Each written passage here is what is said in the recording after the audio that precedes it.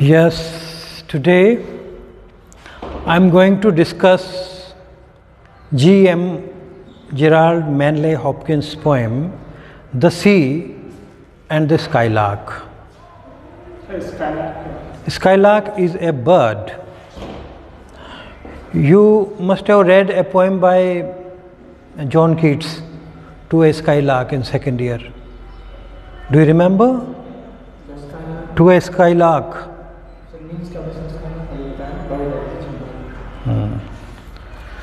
So this is Gerard Manley Hopkins' poem, The Skylark. Skylark is a bird which flies and sings during night generally, which is most often unseen, whose voice reaches to your ears but you can't see the bird because it flies in the night.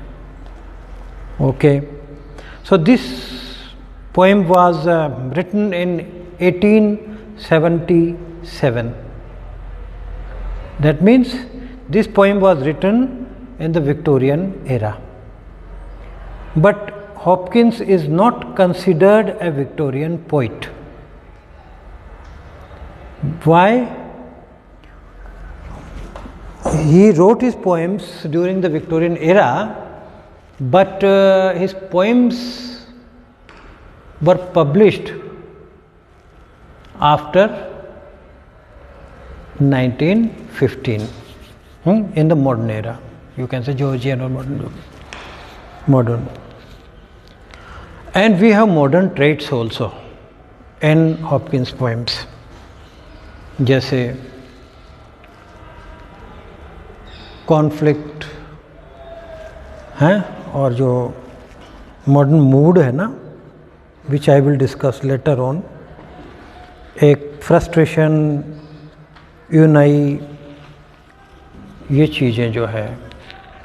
लेकिन इस poem में हम Victorian traits देखते हैं. कौन सा?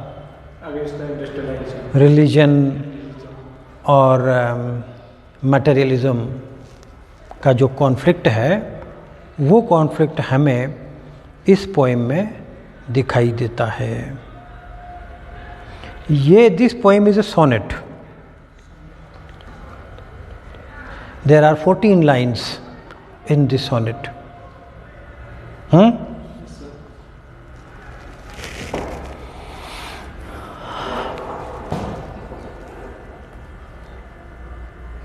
Sonnet was first written in Italy by Petrarch, and his sonnets are known as Petrarchan sonnets or Italian sonnets. And Petrarch wrote sonnets for his beloved Laura during the Renaissance. This form was imported to England by Earl of Surrey. ठीक है? And Surrey also wrote love poems. वो ठीक है, ये फिर लेकिन he could not make it very popular. English में ज़्यादा पॉपुलर शेक्सपियर के आने के बाद सोनेट्स हुई. शेक्सपियर रोट इंग्लिश सोनेट या शेक्सपियरियन सोनेट. ठीक है. अब आप कहोगे कि what is the difference between the Italian sonnet and English sonnet. English sonnet की जो राइम स्कीम है, पहले इटालियन की बात करते हैं. इटालियन सोनेट की जो राइम स्कीम है, मतलब Italian sonnet is divided into two parts, octave and sestet. Octave is of 8 lines and sestet is of 6 lines. तो this is also Italian sonnet which we are going to discuss. Hopkins, The Sea and the Skylark is an Italian sonnet. Italian sonnet में octave में एक problem रखता है, एक statement रखता है poet. ठीक है. और सेस्टेट में सॉल्यूशन रखता है या अपनी ओपिनियन जो भी कुछ है वो सेस्टेट यानी लास्ट 6 लाइन्स में दी जाती है। रेजोल्यूशन क्या दो। ऑक्टेव की जो राइम स्कीम है वो है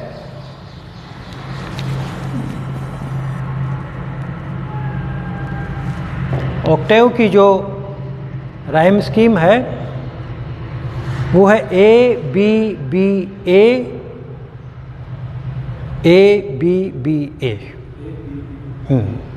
राइम स्कीम देखना आता है आपको?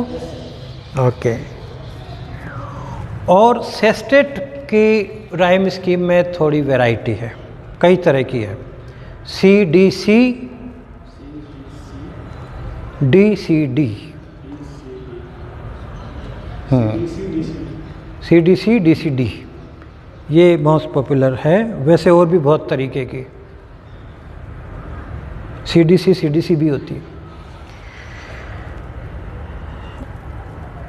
तो ये हुई ऑक्टेव और सेस्टेट की बात। ऑक्टेव को भी जनरली कुछ poets quatrains and tercets, quatrain 4 line की होती है। जो ये poem which we are going to discuss, इसमें octave is divided into quatrains, 2 quatrains, 4 line के स्टैंजाज हैं, ठीक है।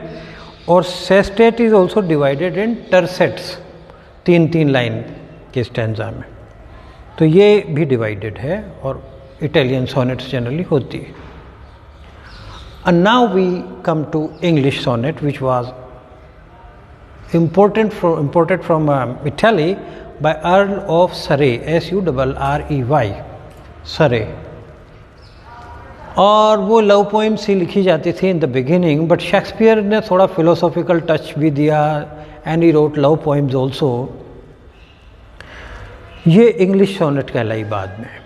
शेक्सपियरियन सोनेट जो थी उसकी राइम स्कीम थी A B C D E F और लास्ट में एक कपलेट जी, ठीक है। इसमें कोई बड़ा डिवीज़न नहीं है ऑक्टेव सेस्टेट वगैरह का। और ये काफ़ी पॉपुलर हुई इंग्लिश सोनेट। वैसे इंग्लिश में पेट्रार्कन स्टाइल में, जैसे ये पोइम हम पढ़ने जा रहे हैं, उस तरह बहुत सारे पोइट्स ने, जैसे मिल्टन ने, इन सब लोगों ने पेट्रार्कन फॉर्म में ही लिखा और कुछ ने शेक्सपियरियन स्टाइल में लिखे। इसलिए हम इंग्लिश सोनेट इसलिए नहीं कहेंगे क्योंकि दूसरे पोइट्स ने पेट्रार्कन सोनेट की स्टाइल में लिखा। तो हम ये कह सकते हैं कि पेट्रार्कन सोनेट या इटालियन सोनेट और शेक्सपियरियन सोनेट, क्योंकि शेक्सपियर ने इसको पॉपुलर किया, इस मीटर को, ठीक है। ये तो सोनेट की बात हुई। शुरू में लव पोइम्स थी, बाद में थोड़ा फिलोसॉफिकल और भी थीम्स ली जाने लगी, पर जनरली लव पोइम्स ही लिखी जाती थी। सोनेट को हम और डिटेल अच्छा पढ़ेंगे बाद में। हॉपकिंस ने फुल लंबी 14 लाइन की सोनेट्स नहीं लिखी थी जनरली, ये हम देख रहे हैं। अदरवाइज उसने कर्टेल्ड सोनेट्स लिखी थी। कर्टेल्ड यानी कटी हुई छोटी सोनेट, 10 लाइन की होगी, वो लिखी थी। लेकिन ये फुल इटालियन सोनेट की स्टाइल में है। एक बात तो ये हुई कि this is a sonnet and what is a sonnet, I have told you. अब हम आते हैं कि इसकी थीम क्या है। इसकी थीम वही है which we have been reading in other poems, like Ulysses में देख सकते हैं।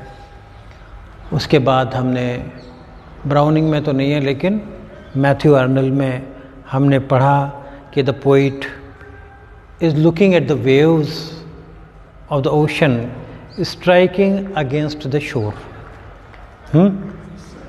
और he feels something else. He thinks about the Victorian conflict and balance. In this poem also we have Victorian conflict, though Hopkins was a modern poet. Victorian conflict क्या है कि एक तरफ वो जब राइल सिटी में की बात है, ये राइल सिटी में है। राइल सिटी में वो चल रहा है और उसके राइट हैंड पे तो ओशन है और लेफ्ट हैंड में इंग्लैंड का किनारा और वो सारी चीज़ें हैं। हाँ, वो सारा अर्बनाइजेशन पर ही है ये। तो एक तरफ तो उसको समुद्र की लहरें, वो सोचता है कि अनंत काल से, हज़ारों साल से ये लहरें यहाँ आ रही हैं और जा रही हैं, और कितना खूबसूरत नज़ारा है। और स्काई लार्क भी है इस साइड में लेफ्ट में, लेकिन वो ऊपर है, इसलिए वो नेचर का ही मतलब एक तरफ नेचर है और एक तरफ अर्बनाइजेशन है। तो नेचर की वॉइस को तो ये एटर्नल वॉइस मान रहा है कि हज़ारों साल से है, और शहरी वॉइस को टेम्परेरी, ये भाई अभी से शुरू हुई है, जब से हमने गंदा कर दिया पूरी दुनिया को, पोल्यूट कर दिया। तो एक तरफ नेचर की मीठी एटर्नल साउंड है, और दूसरी तरफ जारिंग ह्यूमन साउंड, और जो शहरों की जो पोल्यूटेड सिटीज़ हैं वो हैं। और ये सोचता है कि हमने दुनिया को क्या कर दिया। मतलब उससे मिलती जुलती है मैथ्यू आर्नल्ड की पोइम से। ठीक है। इसकी स्टाइल थोड़ी बहुत, मतलब जैसे एक तरह से इसने जो सिलेक्शन ऑफ वर्ड्स है वो बहुत स्ट्रॉन्ग वर्ड्स, जैसे कोई हथौड़ा मार रहा हो किसी चट्टान पे या कोई चीज़ को, आप वो रिदम हॉपकिंस की पोइम्स में देखेंगे। वीर रस, हाँ, वीर रस में भी है। इनमें तो इसमें अलग तरह की है ना, स्ट्रेस पैटर्न जो है, इसने एक पैटर्न इसकी पोइम्स में होता है, वो बहुत स्ट्रॉन्ग होता है। उसके जो हैं सिलेक्शन ऑफ वर्ड्स, वो बहुत स्ट्रॉन्ग वर्ड्स यूज़ करता है Hopkins. On ear and ear two noises too old to end trench,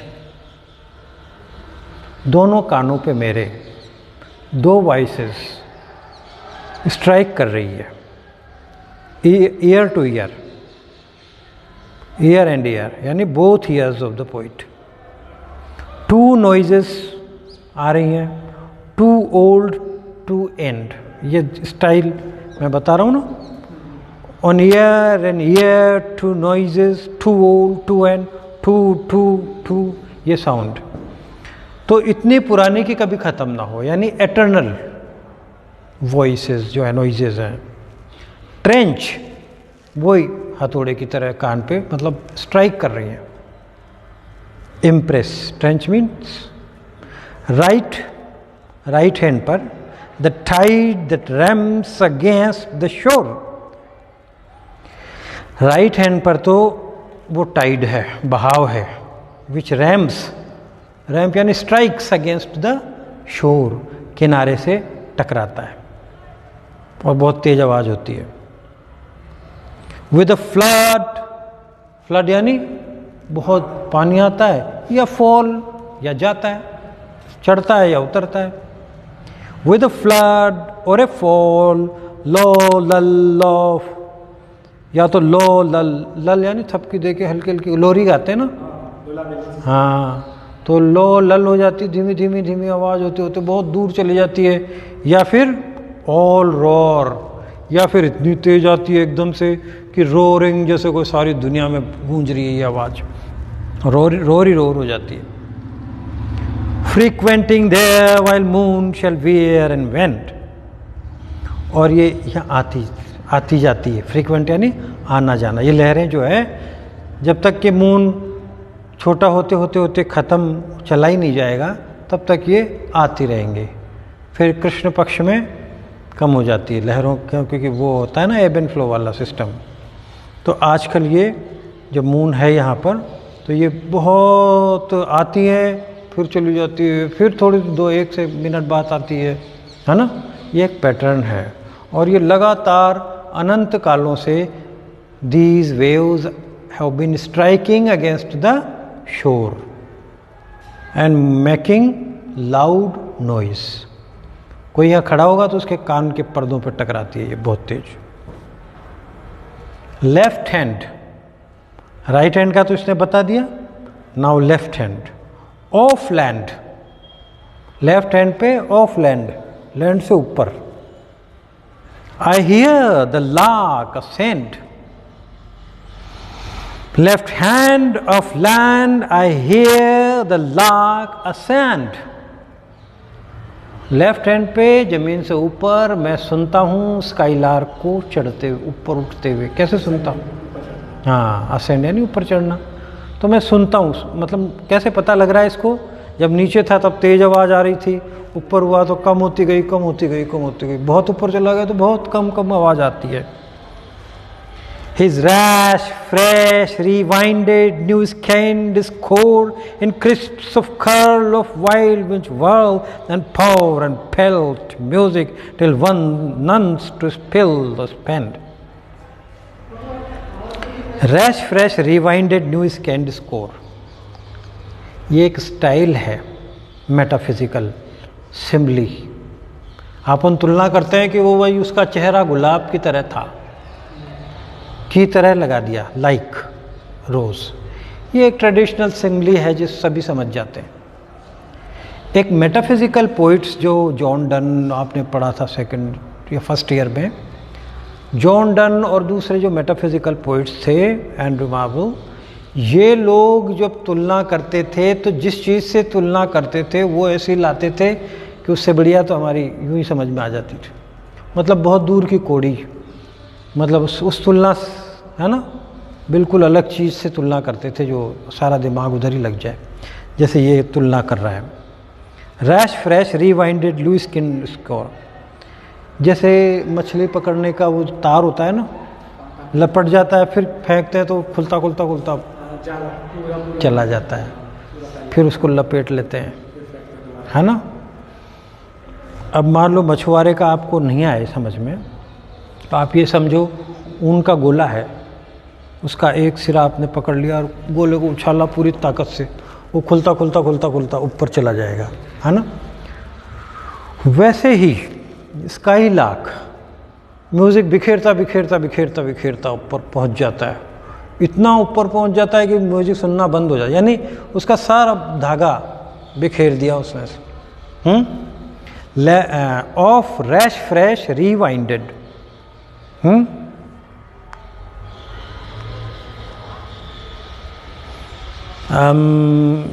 his rash fresh excited आवाज़ निकालता हुआ जाता है पूरी ताकत से जितने उसमें है, और बहुत दूर दूर तक जाती है, आधा किलोमीटर, 1 किलोमीटर। रीवाइंडेड न्यू स्किन डिस्कोर, ऊपर जाता है और वहाँ से, है ना, म्यूज़िक बिखेरता है, फिर नीचे आता है समेटते हुआ, फिर रिवाइंड कर लेता है।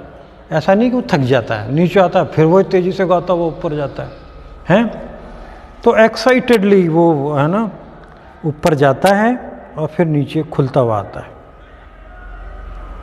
तो ये है ना स्कोर, यानी रिन्यूड म्यूजिक, वापस तरोताजी के साथ फिर गाता हुआ, in crisps of curl off wild winch world and pour and felt music. Crisps of curl, curl क्या होते हैं? हाँ, गोल गोला, जैसे सिगरेट पियर गोल गोल छोड़ते हैं ना कई लोग छल्ले, वो तो उसके गला, उसका गला भी गोल गोल छल होता है, उसमें से म्यूज़िक निकलता है जैसे कोई स्मोकिंग का धुआं निकलता है कर्ल बनाते हुए। तो क्रिस्प्स ऑफ कर्ल कहाँ से निकल रहे हैं? ऑफ वाइल्ड विंच, जो उसका विंच है, जो उसका थ्रोट है।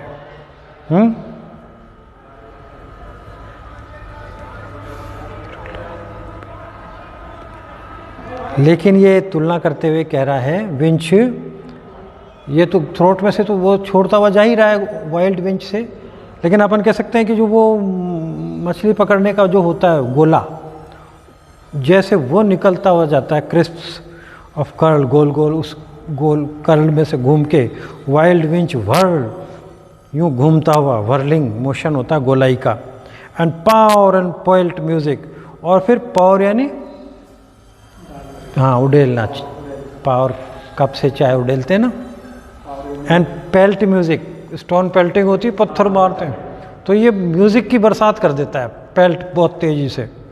Till nuns to spill no spend, और इतना म्यूजिक बरसाता है एक पक्षी, ऐसा लगता है कि अब इसके पास बचा ही नहीं ऊपर जाते जाते।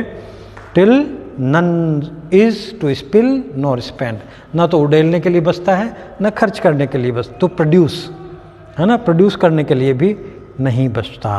तो ये एक मेटाफिजिकल कंसीट, CONCIET है, यानी इसमें डिसिमिलर चीज़ों को की तुलना की गई है। जनरली हम सिमिलर चीज़ों की तुलना करते हैं, जैसे बिजली का खंभा आग की तरह गर्म था, तो समान चीज़ है, आग गर्म होती है, खंभा भी गर्म होता है। लेकिन यहाँ डिसिमिलर चीज़ों की तुलना कर दी मछली के उससे, और उसकी क्या तुलना, स्काईलार्क के गले की। हाँ, तो ये बाय फोर्स ये तुलना कर देते, दो चीज़ों को जोड़ देते हैं। This is called metaphysical conceit. तो आपके अगर क्रिटिकल अप्रिसिएशन आती है तो आपको ये बताना है कि दिस इज़ ए मेटाफिजिकल, एक तो ये बताना है कि दिस इज़ ए सोनेट, दूसरा बताना है कि दिस इज़ पेट्रार्कन सोनेट, तीसरा the rhyme is the division octave and sestet, then rhyme scheme, फिर इसमें मेटाफिजिकल कंसीट्स भी हैं। ये दूसरे उसकी बात हो गई। ये तो बात कर ली इसने नेचर की। अब आते हैं ह्यूमन वर्ल्ड पे। How these two shame this shallow and frail town, ये जो दो चीज़ें हैं क्या क्या? एक तो उसका गाने का नेचुरल, एक अर्बनाइजेशन। नहीं, अर्बन पे तो आया ही नहीं अभी तक ये, अभी तो ये नेचर की बात कर रहा है। नेचर की क्या दो चीज़ें इसने बात की हैं अभी तक? तो टाइड्स की, पानी आ रहा है, टाइड्स आ रही है, और एक बर्ड की, एक तो ओशन और एक स्काईलार्क। ये दो एटर्नल वॉइसेस हैं, हज़ारों सालों से आ रही है और उतनी ही फ्रेश है, उतनी ही तरोताज़ा है। हमें लगता है कि हमारी ज़िंदगी के एंड होते होते ये भी थक जाएंगे, लेकिन मेरे जैसे कितने आए और चले गए, सबको ये लगा, लेकिन ये इतनी तरोताज़गी के साथ अपनी आवाज़ दुनिया को दे रहे हैं। ये कह रहा है कि how these two shame this shallow and frail town, ये दो चीज़ें हमें शर्मिंदा करती है। ये जो दूसरा जो छिछला और जो कमज़ोर टाउन है इंसानों का पीछे की तरफ, मतलब लेफ्ट हैंड पे, उसको शर्मिंदा करती है ये समुद्र की लहरें और वो skylark. How these two shame this shallow and frail town हैं, how ring right out our sordid turbid time. जैसे हम बॉक्सिंग के मैच में रिंग आउट कर देते हैं ना, क्या बोलते हैं उसको? डिफीट करते हैं, पुश आउट, है ना, मतलब रिंग से बाहर गया हो तो अब वो आ भी जाएगा तो खेल नहीं सकता, तो उसको पुश आउट कर दे। तो ये जो आवाज़ें हैं, ये हमारी जो फ्रेल टाउन है इंसानों का, आवर सॉर्डिड टर्बिड टाइम, हमारा जो डिग्रेडिंग है, जो खराब पोल्यूटेड वक्त है, हमारा शहर है, हमारी सिविलाइजेशन है, उसको तो शर्मिंदा करता। हम अचीवमेंट पे इतना इतराते हैं, लेकिन ये समुद्र की लहर ही उस अचीवमेंट को शर्मिंदा कर दे, रिंग आउट कर देती है एक ही बार में। Being pure we life's pride and care for crown have lost that cheer and charm of earth's past prime.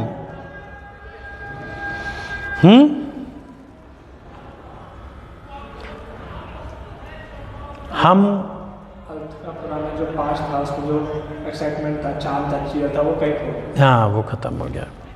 हम जो थे, गॉड ने हमें life's pride and cared for crown बनाया। लाइफ जितने भी जिंदा जीते जागते जानवर हैं, एनिमेटेड थिंग्स, उसमें इंसानों को सबसे ऊपर बनाया था,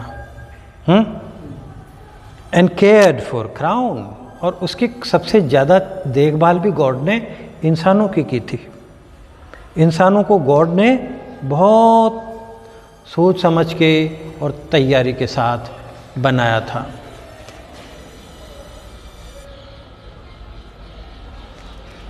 बहुत गंभीरता से बनाया था। मतलब पहले ये माना जाता था कि पूरे दुनिया, पूरे यूनिवर्स का सेंटर अर्थ है, और अर्थ का सबसे प्यारा प्राणी इंसान है। इंसान ने खुद नहीं मान लिया ये, है ना, कि गॉड ने हमें यूनिवर्स का सेंटर बना दिया। तो लाइफ स्प्राइड थे हम और केयर्ड फॉर क्राउन थे। क्राउन यानी मुकुट थे। सारे प्राणियों में, सारे यूनिवर्स में सबसे टॉप पे इंसान को बनाया, उसको सोचने की ताकत दी, उसको समझने की क्षमता दी। तो लेकिन हमने इस ताकत का लाभ नहीं उठाया। Have lost their cheer and charm of what's past prime। हमने वो cheer, वो enthusiasm, वो happiness और वो जो charm था, आकर्षण था, गॉड ने बनाया पूरी मेहनत से। तो we were the most attractive creatures। लेकिन हमने वो पास्ट का जो प्राइम था, अतीत का, हम जो सबसे ऊंचे बनाए गए थे, we have lost that cheer, वो जो तरोताज़ा जोश था, हमने वो खो दिया।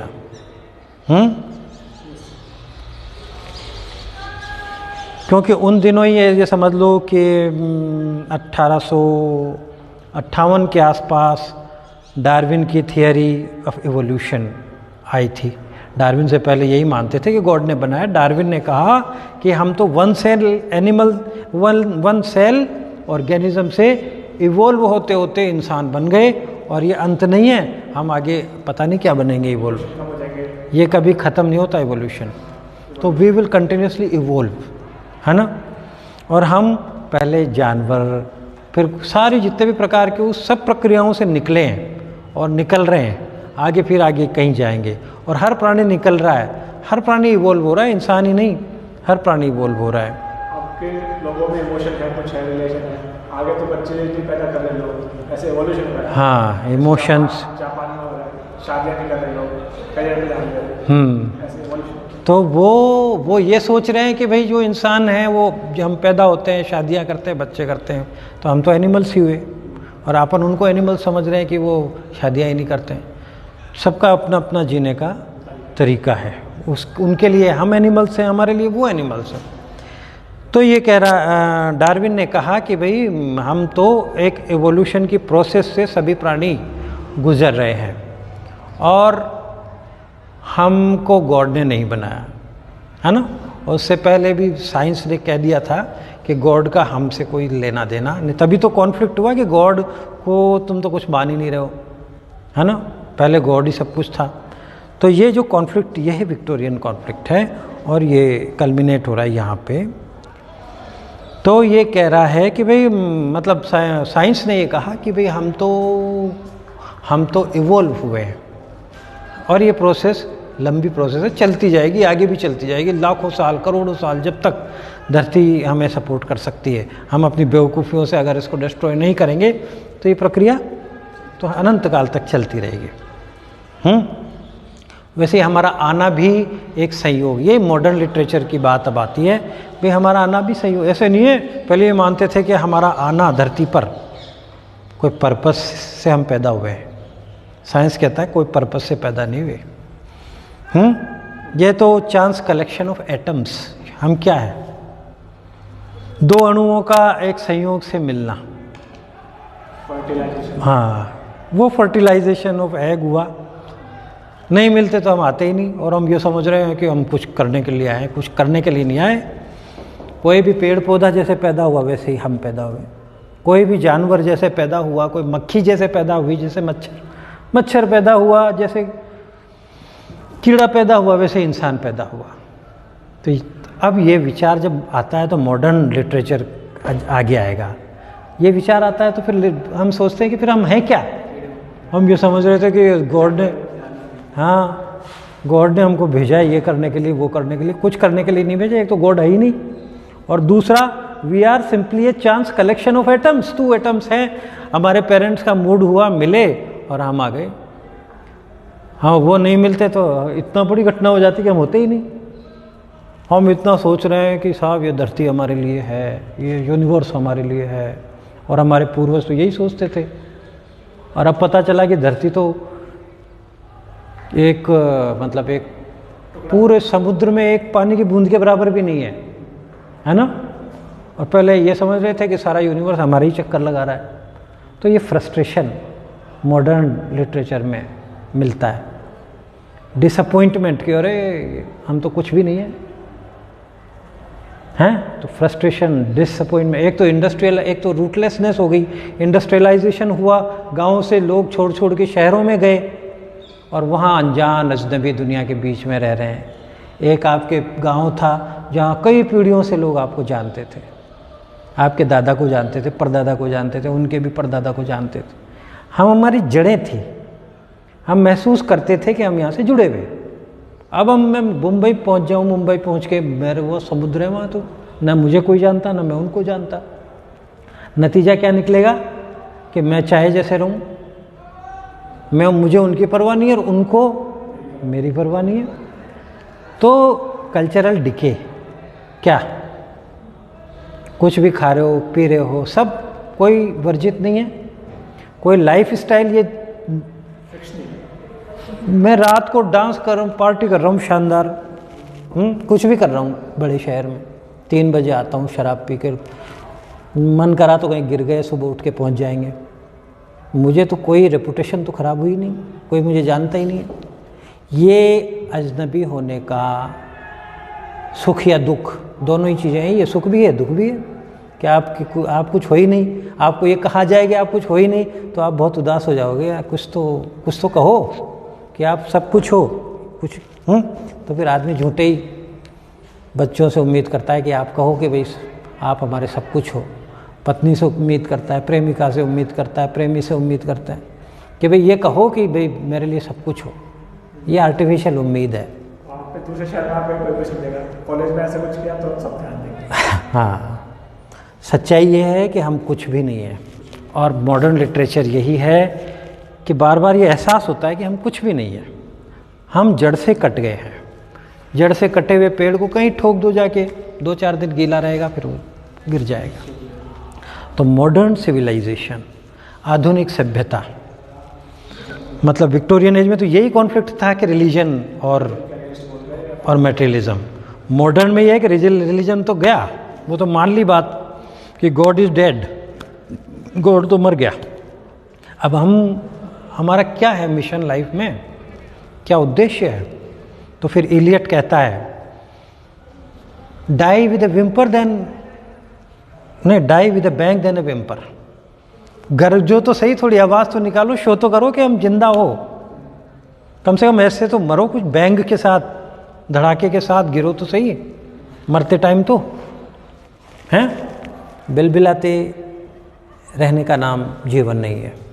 तो ये मॉडर्न पोइट्स बार बार ये कहते रहे कि हम जड़ से कट गए हैं, हमारा उद्देश्य क्या है, हम ऐसे चल रहे हैं जैसे फॉग हो पूरे शहर में और हम सीधे चलते, हमें पता ही नहीं जाना किधर है, चल रहे हैं। ये मॉडर्न सिविलाइजेशन है। इलियट ने ये कल्पना की थी कि मॉडर्न सिविलाइजेशन ऐसे है जैसे कोहरे में लोग बाग चल रहे हैं, उनको पता ही नहीं किधर जा रहे हैं। वैसे दिखता है। हाँ, बस 1 मीटर आगे का दिख रहा है, उससे क्या हासिल, कम से कम एक मिशन तो हो, है ना। तो वो इलियट कहता है I have measured my life with coffee spoons. मैंने मेरी ज़िंदगी को नाप लिया कॉफ़ी की चम्मचों से।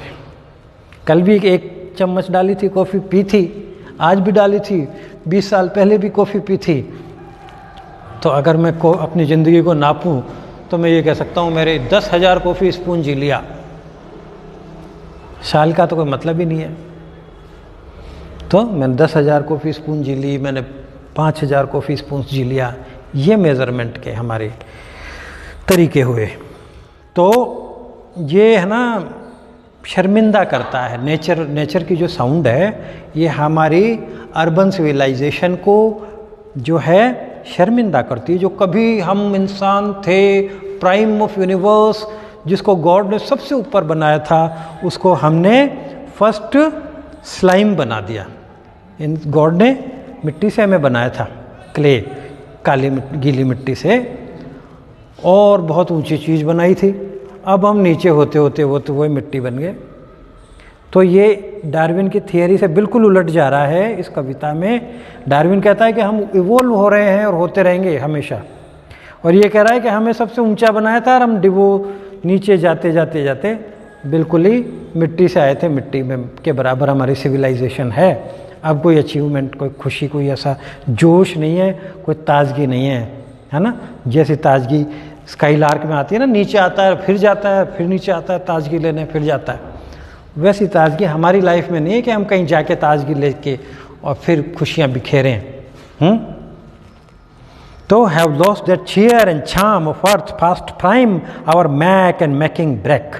हमारा जो मैक था, हमारा जो कंस्ट्रक्शन था, वो डिसइंटेग्रेट हो गया।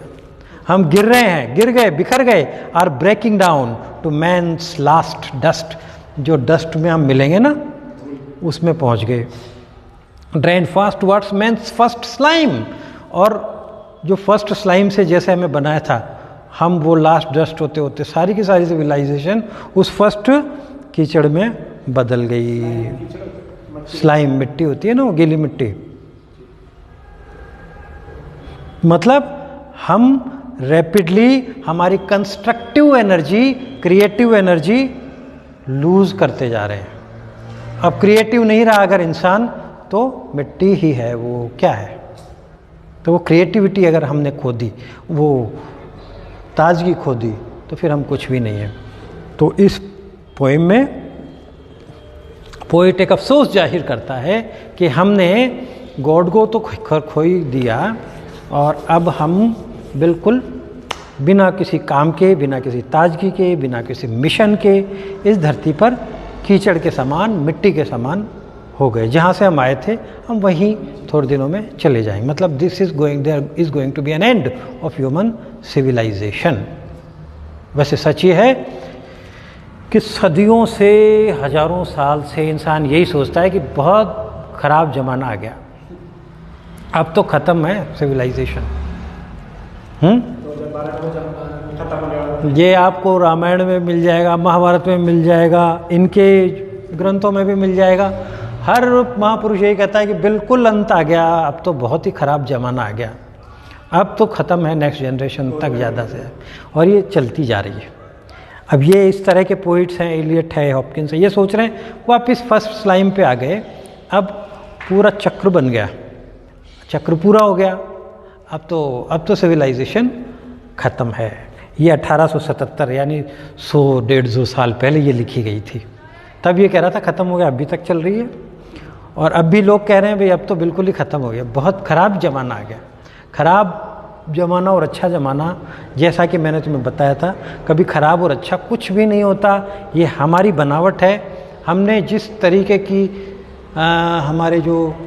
हमारा मेकअप है, जो हमारे को सिखाया गया है कल्चर, उससे हम तय करते हैं कि क्या चीज़ ख़राब है। मुझे जो संस्कार मिले हैं उसके हिसाब से मैं दूसरे का तय करता हूँ कि भाई ये सही है। उस संस्कार से फिट नहीं बैठ रहा तो ये ख़राब है।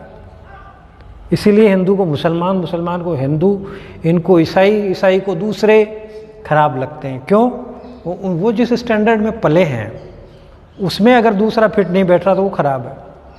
जबकि ऐसा कुछ ही नहीं है। सारे स्टैंडर्ड हटा दो, सारी कल्चर हटा दो, फिर बताओ कौन ख़राब है और कौन अच्छा है।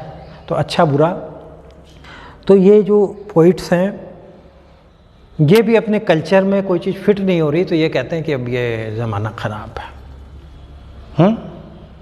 तो ये असंतुष्टि ही साहित्य का स्रोत है, डिससेटिस्फैक्शन। सेटिस्फाई हो गए तो आप लिख ही नहीं सकते। लिख वही सकता है जो सेटिस्फाई नहीं होता, और ये पोइट्स जो सेटिस्फाइड नहीं रहे इन्होंने लिखा। फाइन। तो ये हमारा विक्टोरियन और एक तरह से ख़त्म हो गया है। अब हम एक तरह मॉडर्न एज में प्रवेश कर चुके हैं हॉपकिंस के साथ ही, और येट्स की पोएम हम डिस्कस करेंगे नेक्स्ट। लास्ट नहीं है, येट्स के बाद हमारे एलियट की पोएम होगी प्रिलूड्स। हाँ, प्रेयर फॉर माय डॉटर, बिल्कुल।